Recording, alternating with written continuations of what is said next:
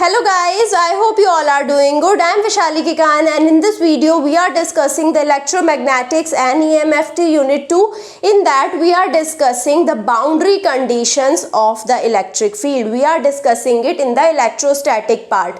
Okay, so I hope you all have seen the previous videos. If not, you can go and watch all of the previous videos of this lecture series. So today we are going to talk about the boundary conditions of the electric field. So first of all, we are going to define what is a boundary. Then we will be seeing what are the different types of boundaries. Then we are going to focus upon the one type of boundary, that is dielectric boundary, and we are going to see the conditions for the dielectric boundary. We are going to see the conditions in the tangential form and the normal forms.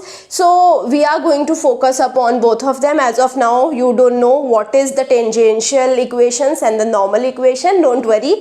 At the end of this video, you will be getting all of these things. After that, we are going to see what happens when my electric field is moving from the medium 2 to the medium 1. The refraction will happen and we are going to see how the refraction of the electric field will happen and what are the equations for this refraction to be happening. So these are very informative things and I hope you will be getting a lot of knowledge from all of these things. So first of all, we are going to see what is a boundary. Okay, so what is a boundary first of all? So this is the board. If I talk about the board, so here the board is ending. Okay, so this is the boundary of the board. Okay, so what is the meaning of the boundary? Surface that separates the two mediums. So the board is considered as one medium and here the air is considered as the second medium. So the board is medium 1 and the air is medium 2 and this is the boundary. So this boundary is separating this board from the air. I hope now you understood what is a boundary. So whenever I am applying current or charges over any type of surface, so the surface will be having some boundary. This boundary is separating this surface from the surrounding medium, that could be air. Okay, so in most of the cases the surrounding medium is air. It can be water or any other liquid as well. So now we are separating the boundaries in the two types. First is dielectric boundary and second is dielectric conductor boundary. Okay, so here my first medium was board. Okay, so let's suppose my medium is wood and so the another medium which is separating it is air. So air is a dielectric, wood is a dielectric, so it is a dielectric boundary. If I talk about the dielectric conductor boundary, so if I have silver or copper,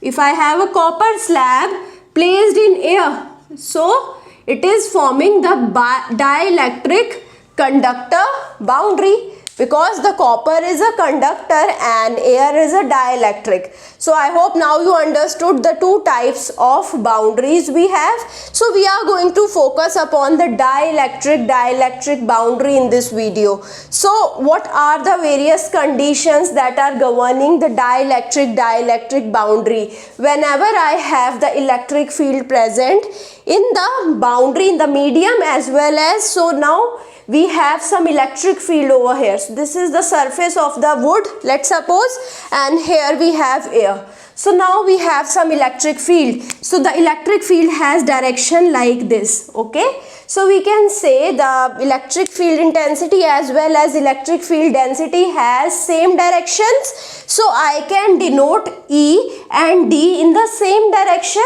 So if I talk about the wood, so here we have the medium 2. I am considering the wood to be medium 2 or the dielectric material to be medium 2. So here we are denoting various parameters of the wood. So it is denoted as sigma, mu and epsilon. So these are the permittivity, permeability of the wood. So we require just sigma and the epsilon. Sigma is the conductivity. So we require these two for the study of the electric field intensity. Mu we will be studying when we will be studying about the magnetic field intensity. Okay, So now we are focused upon sigma and epsilon only. So here in the medium 1 we have sigma 1, mu 1 and epsilon 1. So this is the boundary. So I have just drawn the boundary over here. You can imagine we have a full surface over here. So this is the surface, this is the wood plank we have, and now here we are supplying the electric field. So this is the E2 electric field in the wood. I am denoting the wood as the medium 2. So electric field in the wood will be E2. Similarly, electric field density will be D2, and all of both of them will be having the same direction. So there would be some direction component will be there, and if I draw the tangential and the normal component, so this component will be the tangential component and this component will be the normal component, because this component is tangential to the surface. So this is the surface of the wood and or the dielectric, and this component which is parallel to the surface is the tangential component. So I can resolve E2 in E2t and E2n. So how I can write E2? E2 I can write as E2t plus E2n. Okay, so the vector summation of E2t plus E2n is giving me E2. Similarly, the vector summation of D2t and D2n is giving me D2. Okay, so now I hope you understood how I can find out my E2 and D2. So now you can see here in the first medium we have the same electric field direction. So the electric field over here is E1. Okay, so the electric field density will be having the same direction with the electric field intensity. So this is my D1, this is my E1. Again I can resolve the two components. This component will be the tangential component and this component will be the normal component. So again here if I want to denote the D1, so how I can write D1? D1 I can write as the vector summation of D1t and D1n. Okay, so I hope you don't have any confusion in this. These are two vectors. If I add these two vectors, I am getting D1. Okay, so now if I talk about E1, E1 can be written as E1t plus E1n. So I hope now you understood all of these parameters. Now we have rho s. Rho s is the surface charge density. Here we have a volume, but we are just concerned about the surface. So we will be talking about always and always the surface charge density in the case of boundary conditions, because we are just concerned about this surface only. Okay, the boundary is this surface only. So rho s is represented in the form of coulomb per meter square, which is charge per unit area of this surface.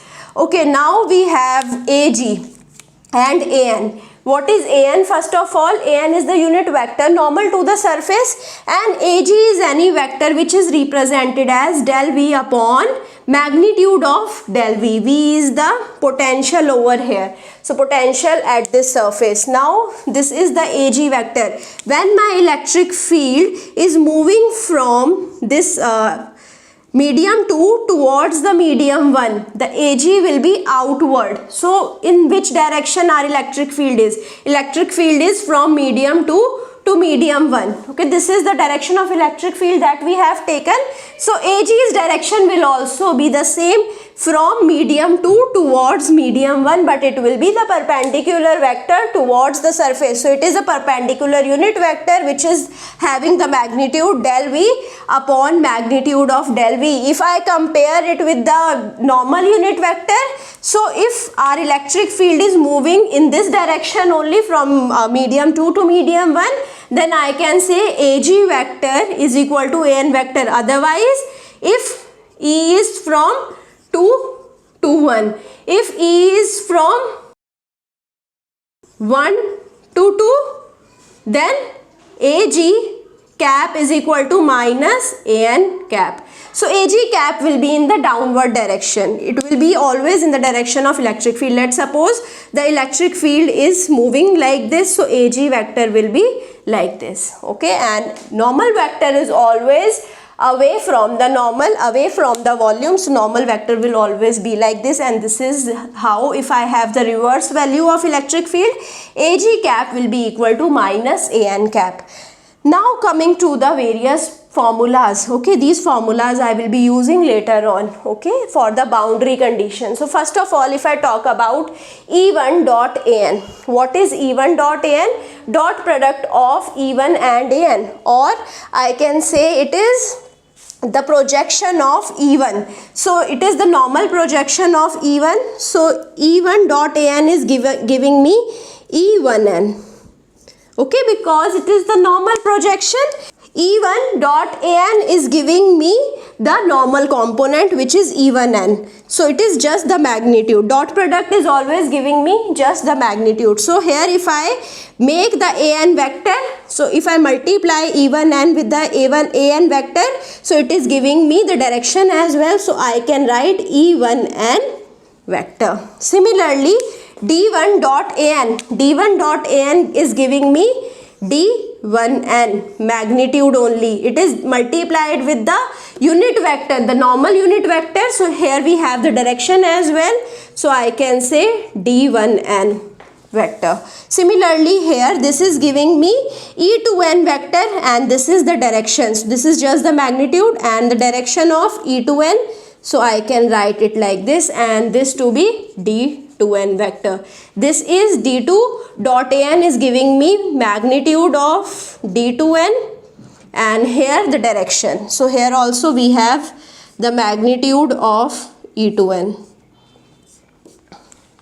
Okay, so now I hope you understood what are the different properties. Now coming to the first property, so the tangential component boundary condition. What will happen to the tangential components of the electric field at the boundary? So when we have dielectric surface, so now the tangential component condition gives me that E1t is equal to E2t. It is as simple as that. Or I can say, if I have to talk in the terms of magnitude, so magnitude will also be equal. So I can say E1t magnitude is equal to magnitude of E2t. So this is the tangential component boundary condition. Now coming to the normal component boundary condition. So what is the normal component boundary condition? So that I am denoting in the terms of D. So D1 minus D2 dot An gives me rho s. Okay. So you don't need to go into the detailed derivation of these formulas. So now here if I simplify this, so I will be having D1 dot An cap minus D2 vector dot An cap is equal to rho s. What was D1 vector dot An cap? D1 vector dot An cap was D1n. So I can directly write it as D1n minus D2n, because D2 vector dot An cap will be D2n, just the magnitude. So it will be equal to rho s. I am talking about the surface charge density. So now when if rho s is equal to 0, so when our rho s is 0, I can write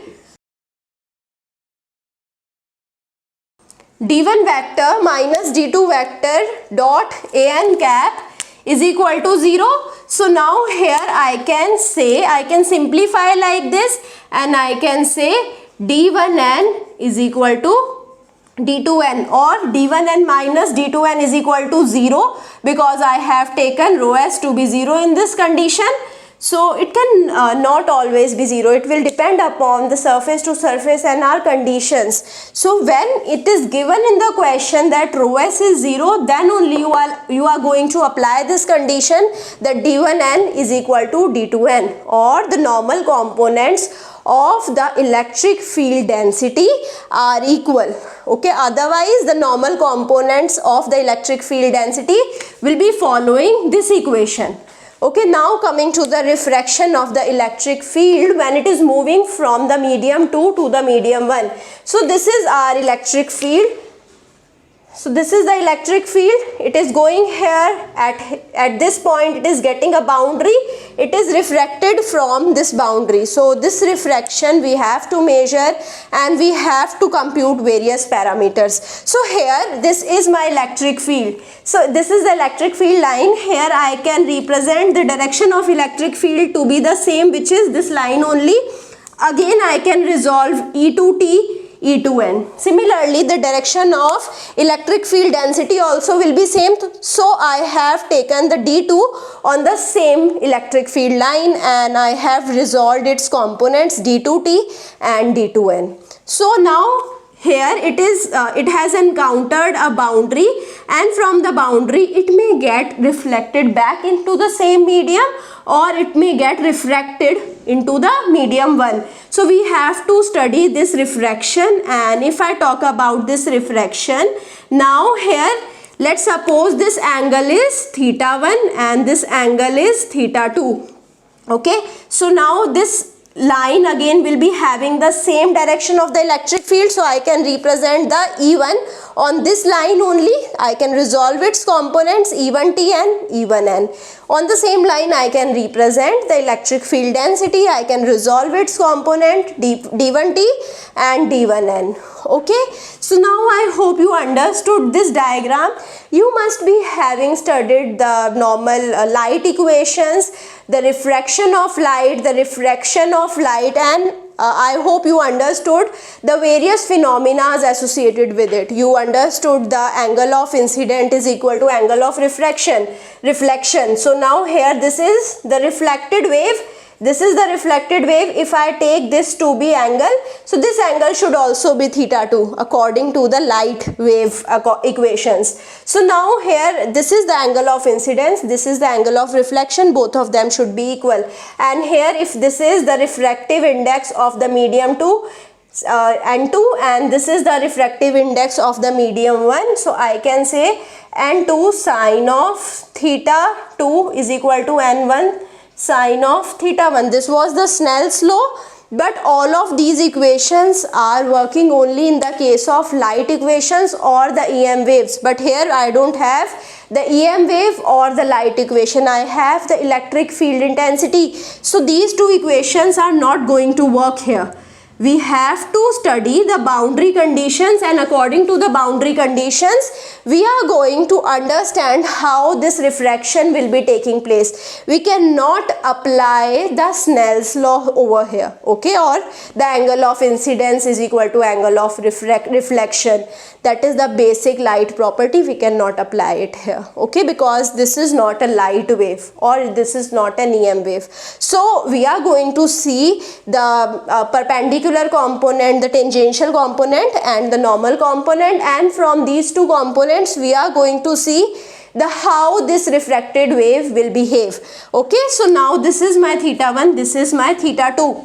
According to the tangential component boundary condition, E1T is equal to E2T. Okay, I have computed here E1T and E2T without the magnitudes. So here I have taken the tangential components to be equal over here. So now what is E1T?